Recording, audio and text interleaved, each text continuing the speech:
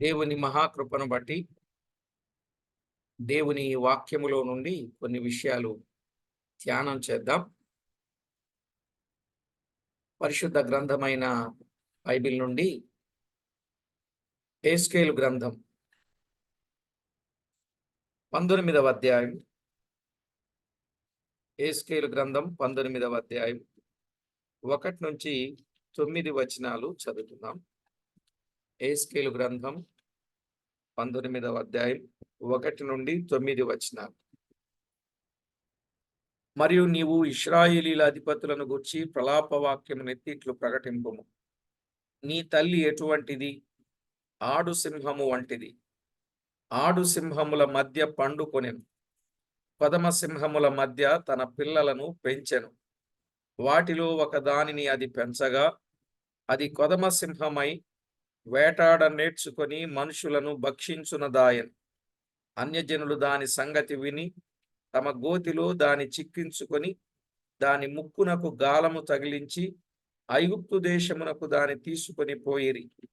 తల్లి దాని కనిపెట్టి తన ఆశ భంగమాయనని తెలుసుకొని తన పిల్లలలో మరి ఒక దాని చేపట్టి దాని పెంచి కొదమ సింహముగా చేసెను. ఇదియు కొదమ సింహమై కొదమ సింహములతో కూడా తిరుగులాడి వేటాడ నేర్చుకొని మనుషులను భక్షించునదై వారి నగరులను అవమానపరచి వారి పట్టణములను పాడు చేసెను. దాని గర్జన ధ్వనికి దేశమును అందులోనున్న సమస్తమును పాడాయను. నలుదిక్కుల దేశపు జనులందరూ దాని పట్టుకొనుటకు పొంచియుండి ఉరినొగ్గగా అది వారి గోతిలో చిక్కెను. అప్పుడు వారి దాని ముక్కునకు గాలము తగిలించి దానిని బోనులో పెట్టి బబులోను రాజునొద్దకు తీసుకొని పోయి అతనికి అప్పగించిరి. దాని గర్జనము ఇశ్రాయేలీల పర్వతముల మీద ఎన్నటికిని వినబడకుండునట్లు వారు దానిని గట్టి స్థలమందుంచిరి. చదవబడిన దైవ లేఖనములో నుండి దేవుడు మనతో మాట్లాడినట్లు ప్రార్థన చేద్దాం. పరిశుద్ధుడవైన మా తండ్రి, పరమందు ఆసీనుడవైన మా దేవ, మీ ఘననామమునకు స్తోత్రములు. మా ప్రభువా, హెస్కేలు గ్రంథములోనున్న సంగతిని 19వ అధ్యాయములో ఉన్న వచనాలను చదవడానికి కృప చూపారు. అందులో ఉన్న వాస్తవాన్ని తేటపరచమని, మీ నామమునకే మహిమ, ఘనత, కీర్తి, ప్రభావములను ఆరోపించుకుంటారని కోరుచూ ఉన్నాం. మా ప్రభువా, మీరు తోడై ఉండి చేస్తున్న ప్రతి విధమైన గొప్ప కార్యం అంతటిని బట్టి మిమ్మును స్తుతిస్తూ అన్ని విషయాల్లో ఆదుకుంటారని వేడుకుంటూ అల్పుడను బలపరచి ఉపయోగించమని కోరుచు మా ప్రభువు, మా రక్షకుడైన యేసుక్రీస్తు అతి శ్రేష్టమైన అమూల్యమైన నామమున స్తోత్రము చెల్లించి స్తుతించి ప్రార్థించి మిక్కిలి వినయముగా బ్రతిమిలాడి వేడుచూ ఉన్నాం మా పరమ తండ్రి, ఆమేన్. ప్రభునందు ప్రియులారా, మనము చదువుకున్న ఈ వచన భాగాలలో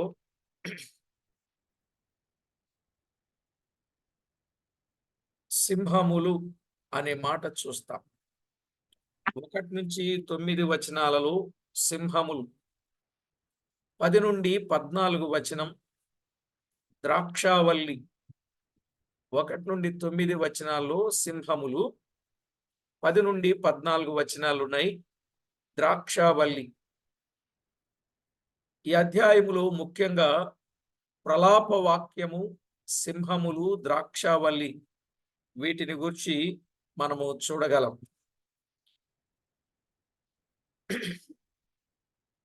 యూదా గత 3 రాజుల క్రింద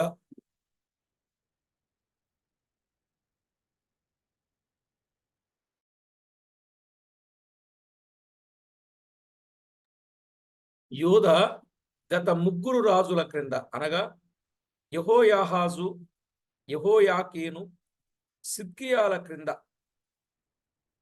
యూదా గత 3 రాజుల క్రింద అంటే యెహోయాహాజు, యెహోయాకీను, సిద్కియాల క్రింద ఏమాయనో ఈ అధ్యాయమందు కనుపరచబడినది.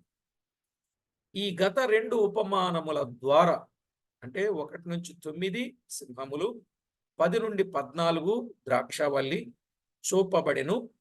ఈ 2 ఉపమానములు ఆదికాండం 49వ అధ్యాయం 8వ వచనములో 12లో చూడొచ్చు. ఆదికాండం 49వ అధ్యాయం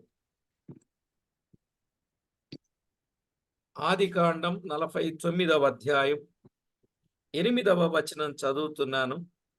యూదా, నీ సహోదరులు నిన్ను స్తుతించెదరు, నీ చెయ్యి నీ శత్రువుల మెడ మీద ఉండును, నీ తండ్రి కుమారులు నీ ఎదుట సాగిలపడుదురు అనే మాట. ఇక 12వ వచనం, అతని కన్నులు ద్రాక్షారసము చేత ఎర్రగాను, అతని పళ్ళు పాల చేత తెల్లగాను ఉండును. ఈ ప్రవచన సంబంధమైనవి. ఇందు పోలికలను గూర్చిన అభిప్రాయ భేదములు కొంత కలవని జ్ఞాపకం ఉంచుకోవాలి. అయితే 1 నుంచి 9 వచనాలు సింహములు. నీవు ఇశ్రాయేలీల అధిపతులను గూర్చి ప్రలాప వాక్యములు ప్రకటింపుము అని యెహెజ్కేలు గ్రంథం 19వ అధ్యాయం 1వ వచనం. నీవు ఇశ్రాయేలీల అధిపతులను గూర్చి ప్రలాప వాక్యము నెత్తి ఇట్లు ప్రకటింపుము అని మనము చదువుతున్నాం. 13-14 వచనాలలో 13-14 వచనాలు యెహెజ్కేలు గ్రంథం. ఇప్పుడు అది అరణ్యములు మిక్కిలి ఎండిపోయి నిర్జల స్థలములలో నాటబడి ఉన్నది, మరియు దాని కొమ్మల చువ్వలలో నుండి అగ్ని బయలుదేరుచు దాని పండ్లను దహించుచున్నది కనుక రాజదండమునకు తగిన గట్టి చువ్వ ఒకటియు విడువబడలేదు. ఇది ఏ ప్రలాప వాక్యము, ఇది ఏ ప్రలాపమునకు కారణమగును అన్నాడు. చూశారా, ప్రలాపమునకు కారణం. ఇశ్రాయేలీల అధిపతులను గూర్చి ప్రలాప వాక్యాలు ప్రకటించినట్లు చూస్తాం. ఇశ్రాయేలీల గూర్చి అనేక పర్యాయాలు ప్రలాపించాడండి. ఇశ్రాయేలీలను గూర్చి యెహెజ్కేలు అనేక పర్యాయాలు ప్రలాపించాడు. ప్రలాపించిన సందర్భం యెహెజ్కేలు గ్రంథం 2వ అధ్యాయం 10వ వచనాన్ని మనం చూడగలం. 2:10. ఆయన దాని ముందర విప్పగా అది లోపటను వెలుపటను వ్రాయబడినదై ఉండెను. మహా విలాపమును మనోదుఃఖమును రోదనమును అందులో వ్రాయబడి ఉండెను. కనుక ఇశ్రాయేలీలను గురించి యెహెజ్కేలు అనేక పర్యాయాలు ప్రలాపించినట్లుగా చూస్తున్నాం. ఇశ్రాయేలీలను గూర్చే కాదు, అన్యులను గూర్చి కూడా ఆయన ప్రలాపించువాడు అనే మాటలు చూస్తాం. అన్యులను గూర్చి కూడా ఆయన ప్రలాపించిన సందర్భం 28వ అధ్యాయం 2వ వచనం. యెహెజ్కేలు గ్రంథం 28వ అధ్యాయం 2వ వచనం.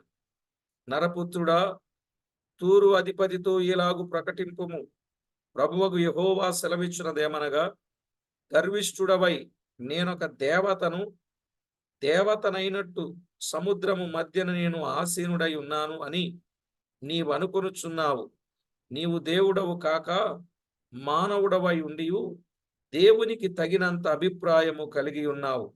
నీవు దానియేలున కంటే జ్ఞానవంతుడవు, నీకు మర్మమైనదేదియు లేదు అని ఇక్కడ చెప్పాడు కదా. 32వ అధ్యాయం 2వ వచనం చదువుకుందాం ఇప్పుడు. 32:2లో, నరపుత్రుడా, ఐగుప్తు రాజైన ఫరోను గూర్చి అంగలార్పు వచనమెత్తి అతనికి ఈ మాట ప్రకటింపుము. జనములలో కొదమ సింహము వంటి వాడవని నీవు ఎంచబడితివి, జలములలో ముసలి వంటి వాడవై నీ నదులలో రేగుచు నీ కాళ్లతో నీళ్లు కలియబెట్టితివి, వాటి వాగులను బురదగా చేసితివి. అంగలార్పు వచనం ఎత్తి ఈ మాట ప్రకటింపుము అన్నాడు. కాబట్టి తూరు వారి విషయంలో, ఐగుప్తు వారి విషయంలో, ఐగుప్తులైన తూరు వాళ్ళన్నా అన్యులే. వారిని గురించి ఆయన ప్రలాపించిన సందర్భం. ఎందుకంటే వారు గొప్పవారమని చెప్పుకుంటూ, ఉన్నతమైన వారమని చెప్పుకుంటూ, మాలాంటి వారు ఎవరు లేరు, మమ్ములను జయించే వారు ఎవరు లేరని గర్వముగా ఉన్న ఈ అధిపతులు. అలాగే ఇర్మియా కూడా అలాగు ప్రలాపించువాడే. ఏస్కేలు ఇశ్రాయేలీలను గురించి ప్రలాపించాడు, అన్యులను గురించి ప్రలాపించాడు. ఇర్మియా కూడా అలాగే ప్రలాపించాడు. అసలు ఇర్మియాకు ప్రలాప ప్రవక్త అనే పేరు కూడా ఉంది కదా. ఇర్మియాకు ప్రలాప ప్రవక్త అనే పేరు కూడా ఉంది. ఇర్మియా గ్రంథం 9వ అధ్యాయం 1వ వచనములో మనము చూడవచ్చు. ఇర్మియా గ్రంథం 9వ అధ్యాయం 1వ వచనం, నా జనులలో హతమైన వారిని గూర్చి నేను దివారాత్రము కన్నీరు విడుచున్నట్లు నా తల జలమయముగాను నా కన్ను కన్నీళ్ల ఓటగాను ఉండునుగాక అన్నాడు. దివారాత్రము కన్నీరు విడిచాడు. ఆయన తల జలమయమైపోయినట్లు, కన్ను కన్నీళ్ల ఓటగా ఉండినట్లుగా చూస్తున్నాం. ప్రియులారా, బైబిల్ గ్రంథములో వ్రాయబడిన వాస్తవిక సత్యాన్ని మనము గమనించాలి. ఒక విధంగా చెప్తే ఆనాటి ప్రవక్తలు భారమైన హృదయముతో పని చేయుచూ వచ్చారు. అవునా కదా? భారమైన హృదయముతో వారు పని చేయుచూ వచ్చారు. 2వ వచనములో, యెహెజ్కేలు గ్రంథం 19వ అధ్యాయం 2వ వచనములో ఇక్కడ అధిపతులు అనగా యూదా రాజులను గూర్చి ప్రలాపించుచున్నారు. అధిపతులు అంటే ఎవరండి? యూదా రాజులు. 1వ వచనం అధిపతులు అన్నాడు కదా. ఈ అధిపతులు అంటే ఎవరు? యూదా రాజు. ఇక్కడ ఆడు సింహం అనగా యూదా జనాంగం. ఆడు సింహం అంటే యూదా జనాంగం అని అర్థం. ఆదికాండం 49:9లో మనము చదువుకున్నట్లు, యూదారాజు అంటే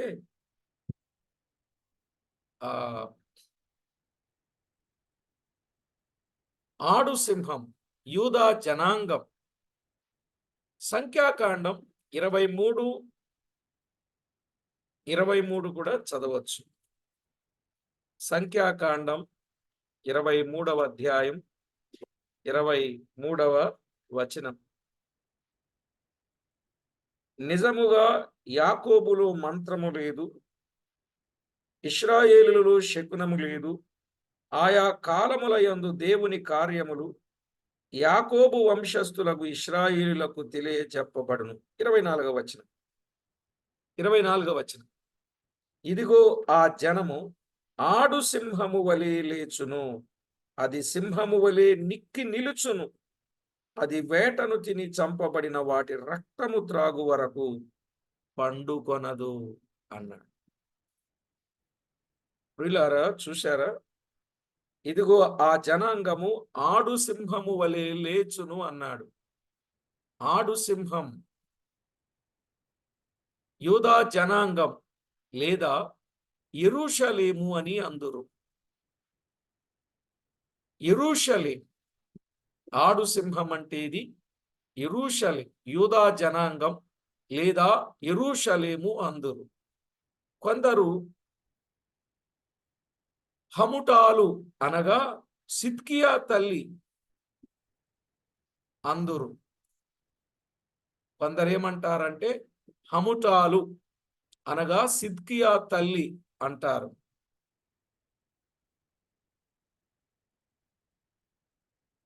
రాజుల 2వ గ్రంథం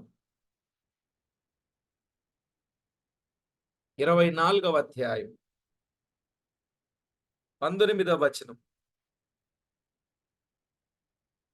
అతని తల్లి లిబ్నా ఊరివాడైన ఇర్మియా యొక్క కుమార్తెయగు హమూటాలు హమూటాలు యెహోయాకీము యొక్క చర్య అంతటి చొప్పున సిద్కియా యెహోవా దృష్టికి చెడు నడత నడిచెను. యూదా వారి మీదను యెరూషలేము వారి మీదను యెహోవా తెచ్చుకొనిన కోపమును బట్టి తన సముఖములో నుండి వారిని తోలివేయుటకై బబులోను రాజు మీద సిద్కియా తిరుగబడెను. కనుక కొందరు అమూటాలు అనగా సిద్కియా తల్లి అంటారు. ఇక్కడ కొదమ సింహం అనగా యోషియా కుమారుడైన యెహోయాహాజు. కొదమ సింహం అంటే యెహోయాహాజు. ఆడు సింహం అంటే యూదా జనాంగం లేదా సిద్కియా తల్లి హమూటాలు.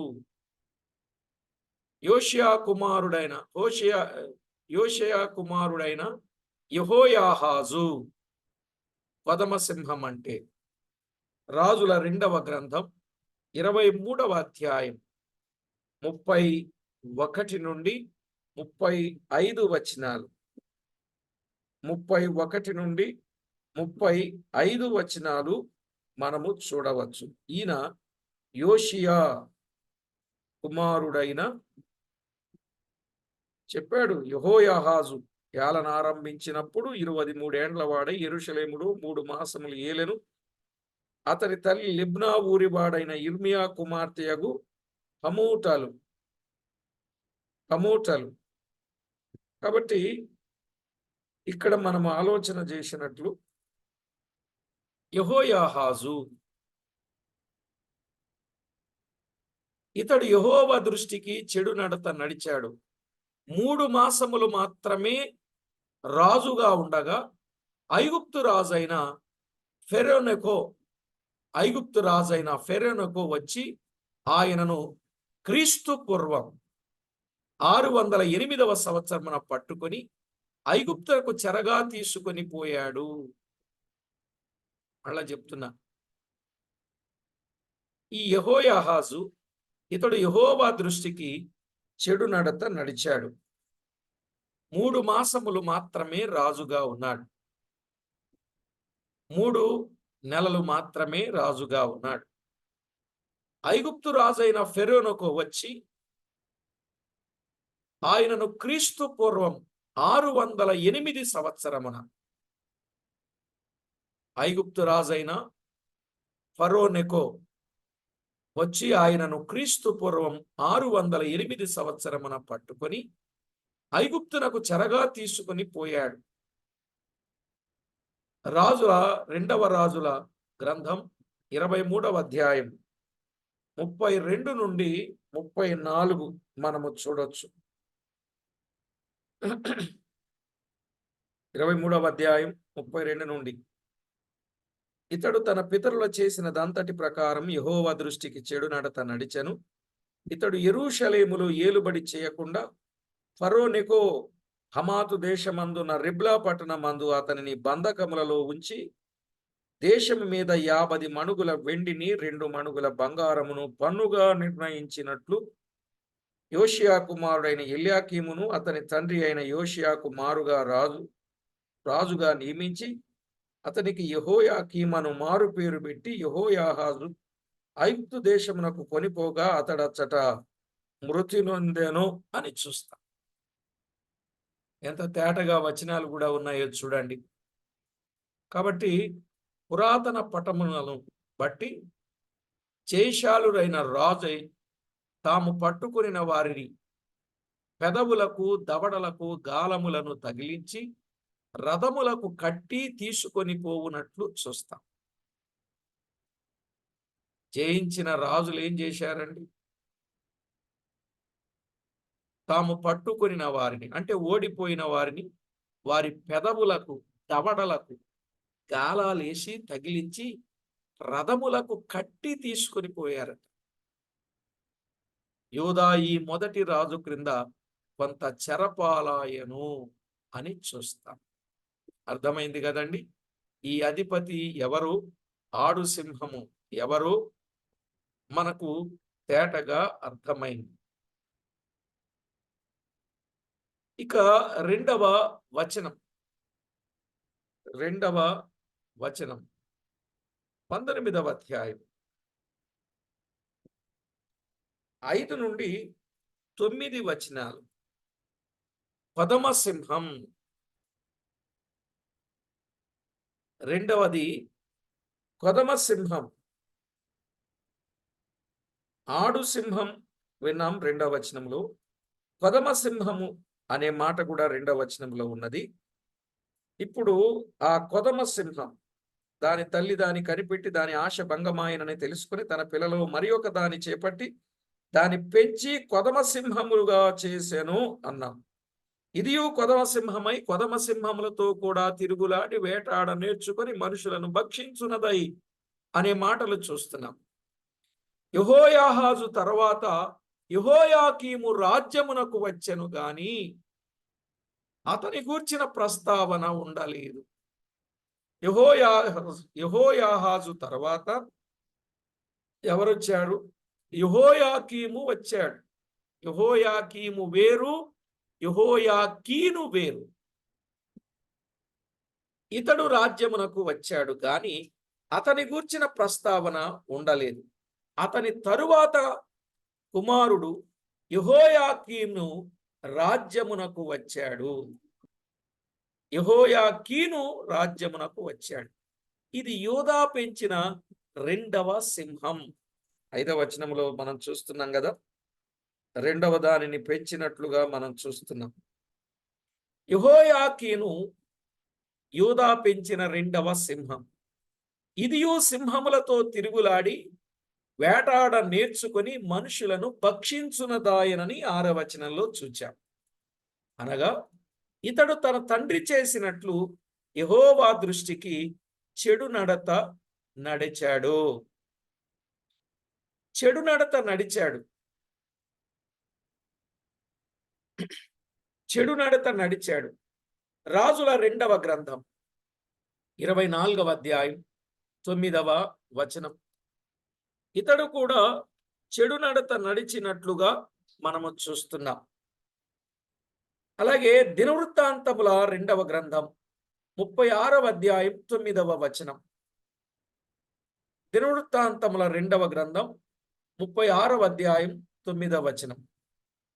మనము విషయాలు కొంత తేటగా తెలుసుకోవడానికి ప్రియులారా, సమూయేలు గ్రంథం, రాజుల గ్రంథం, దినవృత్తాంతముల గ్రంథం మనము చదువుకున్నప్పుడు అక్కడ కొన్ని, ఇక్కడ కొన్ని, మరి అక్కడ కొన్ని, ఇలాగున ఈ రాజుల గ్రంథాలలో నుండి మనము కొన్ని విషయాలు నేర్చుకుంటాం కొంతవరకు. అందుకే ఈ గ్రంథాలు కూడా మనము చదవాలి. అప్పుడు మనకి హిస్టరీ కొంత వివరంగా అర్థమవుద్ది. చదివేటప్పుడు అర్థం కాకపోయినా సారికి చదువుతూ ఉంటే, అది కూడా జ్ఞాపకం పెట్టుకొని చదువుతూ ఉంటే మనకి విషయాలు కొంచెం అర్థమవుతాయి. సరేలేండి, ఇక్కడ ఒక విషయం, రాజులలో కొందరు దేవుని దృష్టికి చెడు నడత నడిచారు కనుక వారు చెరలోనికి పోవలసి వచ్చెను. నేడు మన నడత దేవుని దృష్టిలో ఎలా ఉన్నదో గుర్తించడం కూడా చాలా మంచిదండి. మన నడత సరిగా లేకపోతే మనము కూడా ఎక్కడికి వెళతాం? ఏదో ఒక చెరలోనికి వెళ్ళాల్సిందే, ఎవరికో ఒకళ్ళకి బానిసలం కావలసిందే, వారు మన మీద ఏలుబడి చేయవలసిందే, మనం వారికి తొత్తులుగా ఉండవలసిందే, వారు ఏం చెప్తే అది మనం చేయాల్సిందే, చివరికి మనము నష్టాన్ని కీడును అనుభవించాల్సిందే. అందుకే మనం ఎవరికి బానిసలుగా ఉండకుండా ఉండాలంటే యథార్థంగా, నీతిగా, సత్యంగా, ధర్మంగా, న్యాయంగా, పవిత్రంగా జీవించడం మంచిది. బిలాము నడత సరి అయిందేనా? బిలాము నడత దేవుని దృష్టికి వ్యతిరేకంగా ఉంది అని చెప్పాడు కదా.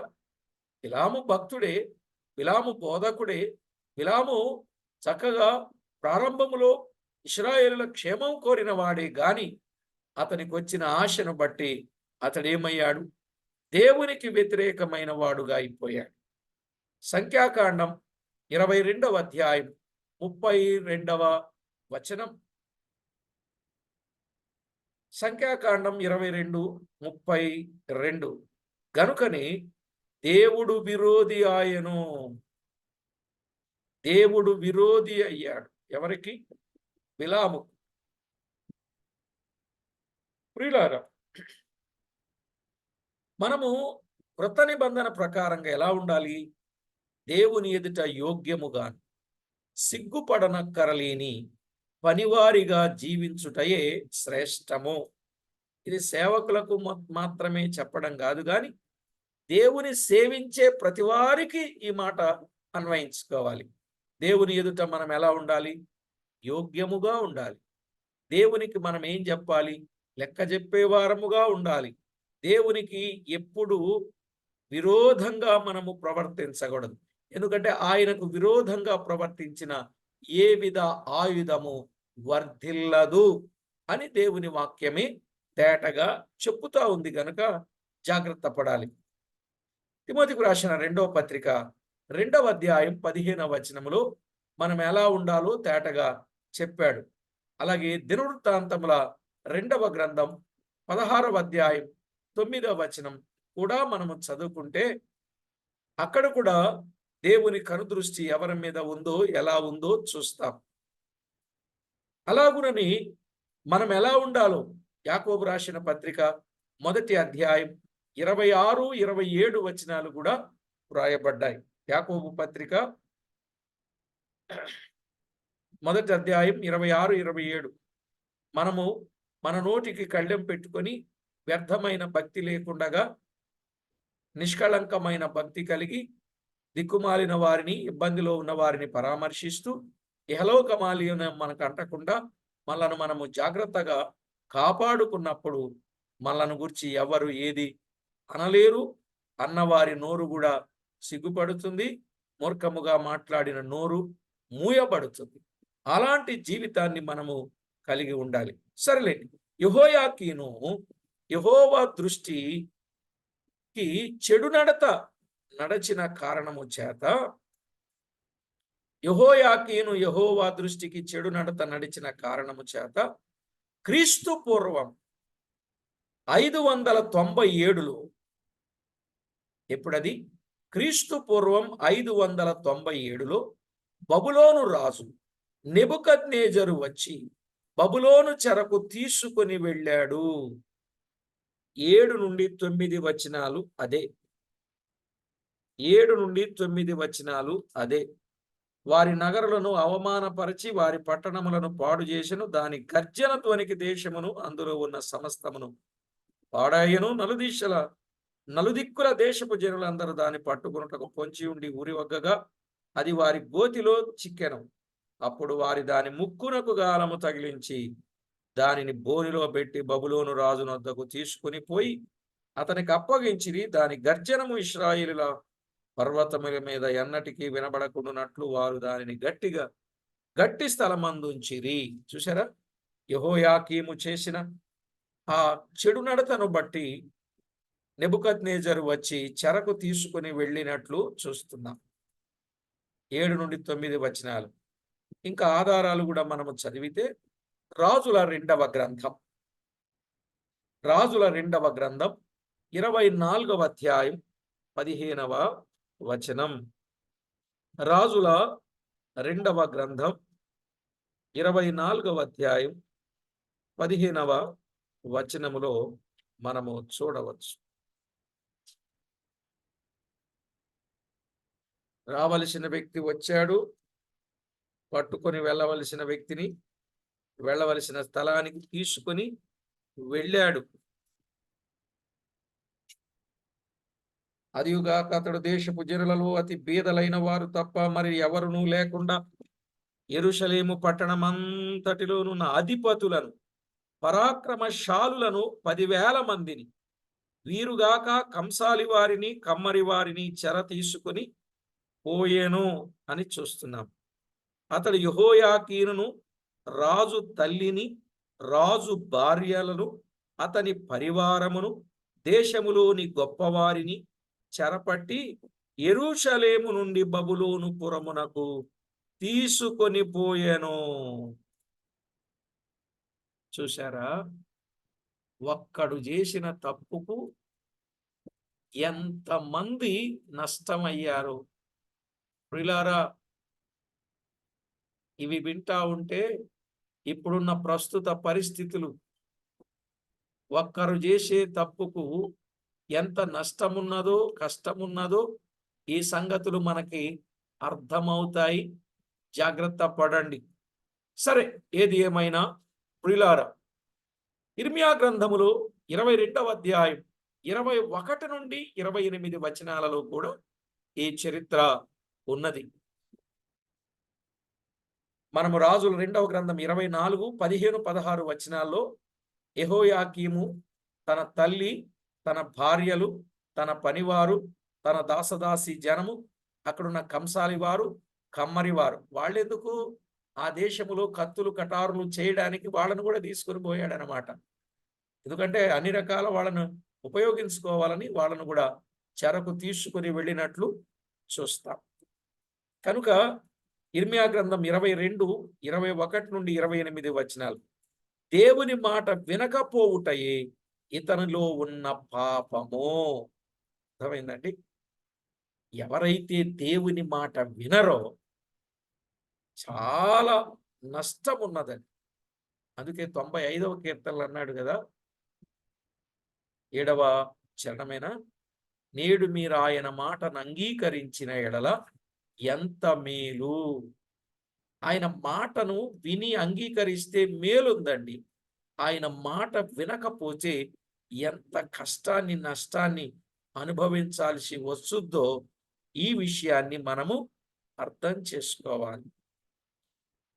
దేవుడు చెప్పినట్లుగానే అతని సంతానం ఇశ్రాయేలీల నుండి బాబేలు దేశానికి త్రోసివేయబడినది.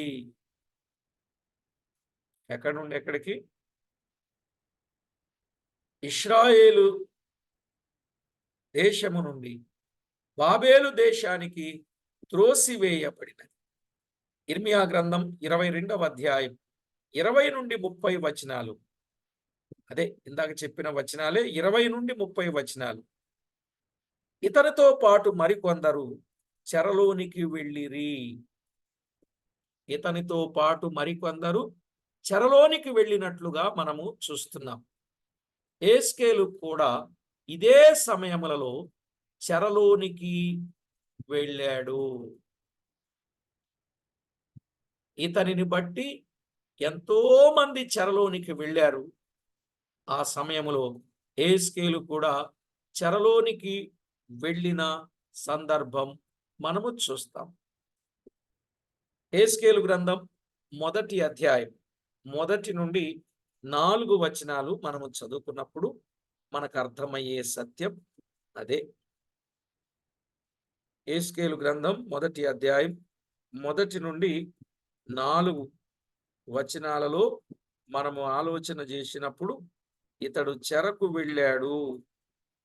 యెహోయాకీను చెరపట్టబడిన 5వ సంవత్సరమున ఆ నెలలో అని మనము చదువుతూ ఉన్నాం కదా. అలాగునని 40వ అధ్యాయం, యెహెజ్కేలు గ్రంథం 40వ అధ్యాయం 1వ వచనం, 40వ అధ్యాయం 1వ వచనం, మనము చెరలోనికి వచ్చిన 25వ సంవత్సరము 1వ నెల 10వ దినమున, అనగా పట్టణము కొల్లపోయిన 14వ సంవత్సరమున ఆ దినముననే యెహోవా హస్తము నా మీదికి రాగా ఆయన నన్ను పట్టణమునకు తోడుకొని పోయెను. చూశారా? తేటగా చెప్పాడు. ఆయన నన్ను పట్టణమునకు తోడుకొని పోయెను అని మనం చూస్తున్నాం. అలాగే రాజుల 2వ గ్రంథం 24వ అధ్యాయం 8 నుండి 16 వచనాలు మనము చూస్తే మనకు అర్థమయ్యే సత్యం అదే. కాబట్టి యెహెజ్కేలు కూడా యెహోయాకీనుతో పాటు బబులోను చెరలోనికి వెళ్ళినట్లుగా చూస్తాం. బైబిల్ కాలేజీలో అయితే చెరకు ముందు ప్రవక్తలెవరు, చెరలోని ప్రవక్తలెవరు, చెర తర్వాత ప్రవక్తలెవరు చాలా క్లియర్ కట్గా, క్లియర్గా చెప్పడం జరుగుద్ది ప్రవక్తల కోసం. చెరకు ముందు ప్రవక్తలెవరు, చెరలోని ప్రవక్తలెవరు, చెర తర్వాత ప్రవక్తలెవరు అనేది క్రిస్టల్ క్లియర్‌గా చెప్పడం జరుగుతుంది. సరే, అందుకే బైబిల్ కాలేజీలో జాయిన్ అయితే వారెంతో గొప్ప ప్రయోజనాన్ని పొందినవారు అవుతారు అనేది మీకు తేటగా నేను చెప్పే సత్యం. సరే, మరొక విషయాన్ని మనం అర్థం చేసుకుందాం. సింహములు, కొదమ సింహం ఎవరో మనము విన్నాం. అర్థమైంది కదండి. ఇప్పుడు 10వ వచనము నుండి 14 వచనాలు, యెహెజ్కేలు గ్రంథం 19వ అధ్యాయం 10 నుండి 14 వచనాలు చదువుతున్నాను, జాగ్రత్తగా వినండి. మరియు నీకు క్షేమము కలిగి ఉండగా నీ తల్లి ఫలభరితమైన తీగలతో నిండి ఉండి విస్తారమైన జలముల దగ్గర నాటబడిన ద్రాక్షావల్లి వలె నుండెను. భూపతులకు దండములైనట్టి గట్టి చువ్వలు దానికి కలిగి ఉండెను. అది మేఘములను అంతగా పెరిగి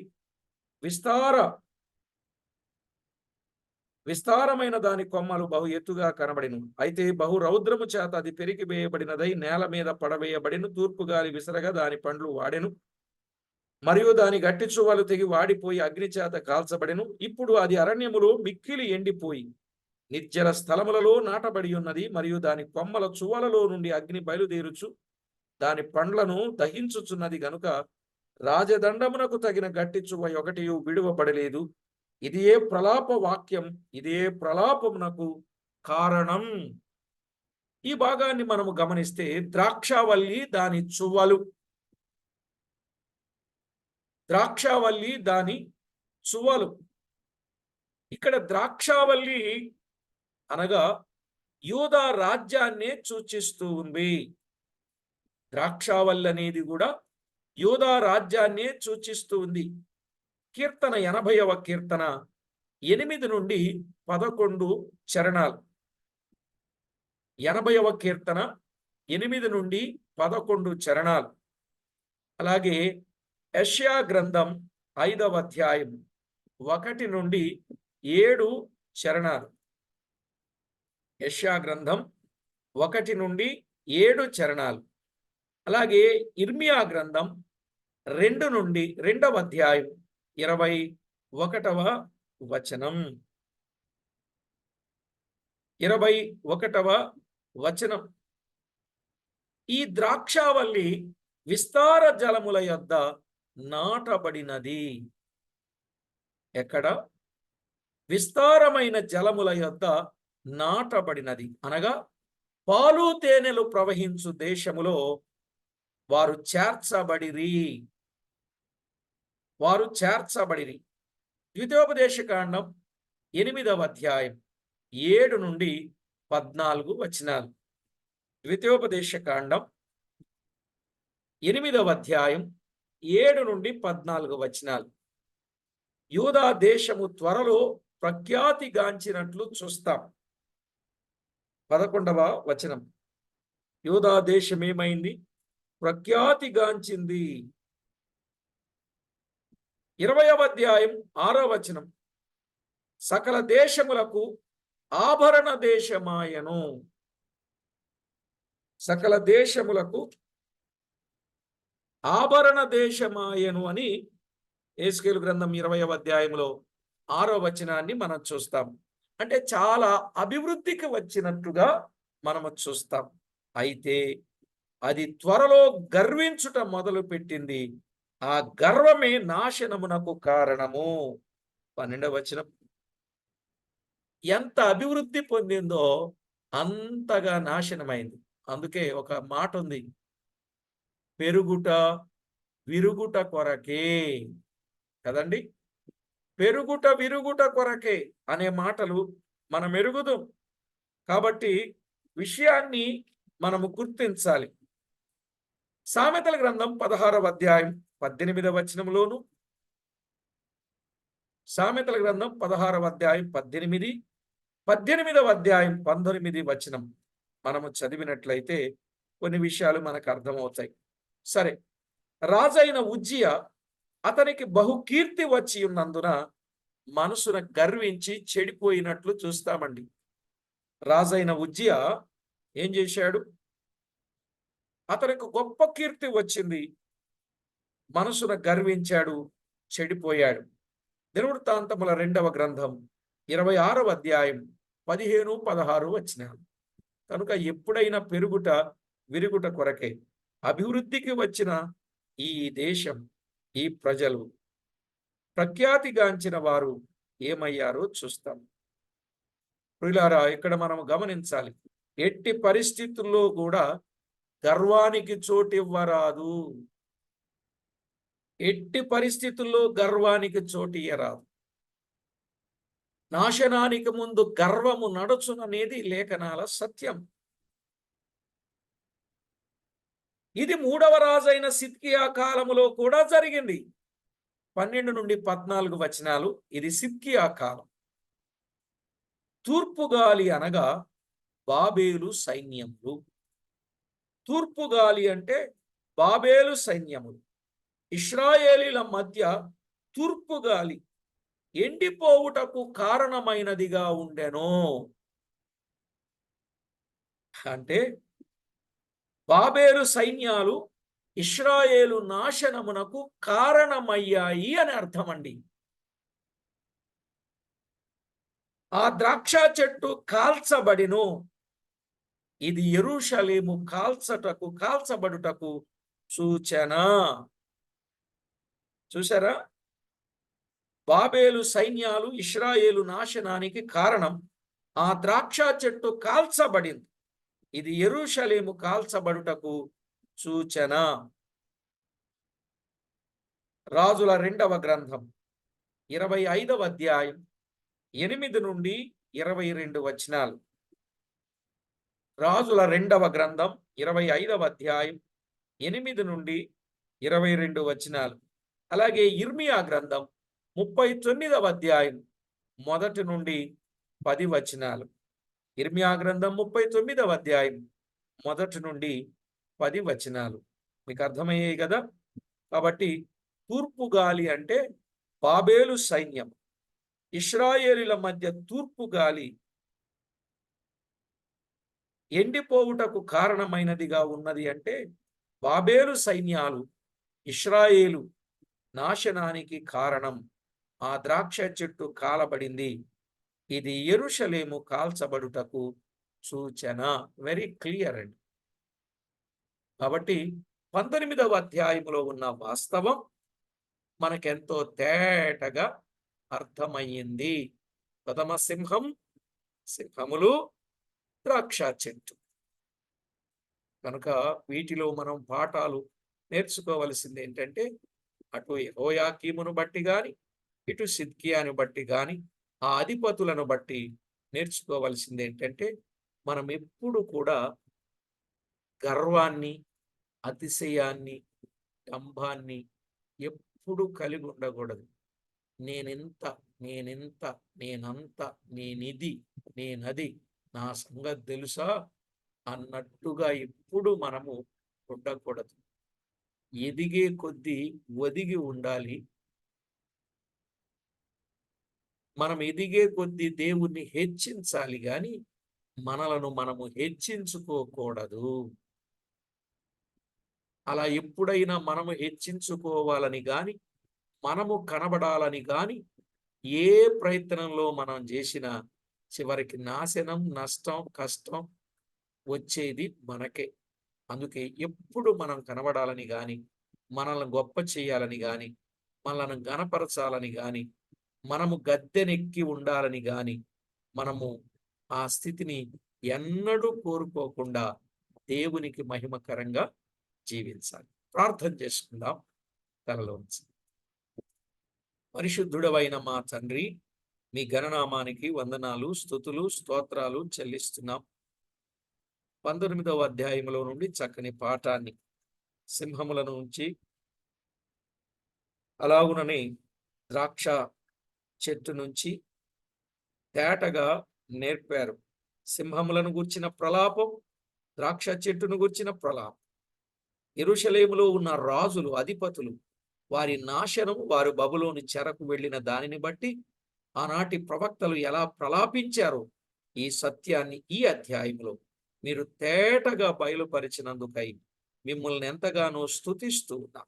ప్రాణప్రియుడా, మేమున్న కాలములో మమ్మను మేము తగ్గించుకొని మిమ్మును మేము హెచ్చిస్తూ మీ నామాన్ని మహిమపరిచే వారిగా దినదినము అనుదినము సిద్ధపరచమని కోరుచు మా ప్రభు అయిన యేసు క్రీస్తు అమూల్యమైన నామమున స్తోత్రము చెల్లించి స్తుతించి ప్రార్థించి మిక్కిలి వినయముగా బ్రతికిలాడి వేడుచూ ఉన్నాం మా పరమ తండ్రి. ఆమేన్. ప్రభునందు ప్రియులారా, మనకి సంగతి అర్థమైంది కదా. సింహములంటే అక్కడున్న అధిపతులు, రాజులు. ద్రాక్షావల్లి అంటే యెరూషలేము. అర్థమైందండి. ఇవి నాశనం అయిపోతున్నాయి కాబట్టి ఈ నాశనాన్ని బట్టి ప్రియులారా, ప్రవక్తలు ప్రలాపించారు. అందుకే ఈ అధ్యాయం అంతటిలో ప్రలాపము, సింహములు, ద్రాక్ష చెట్టు ముఖ్యాంశముగా చెప్పబడ్డాయి.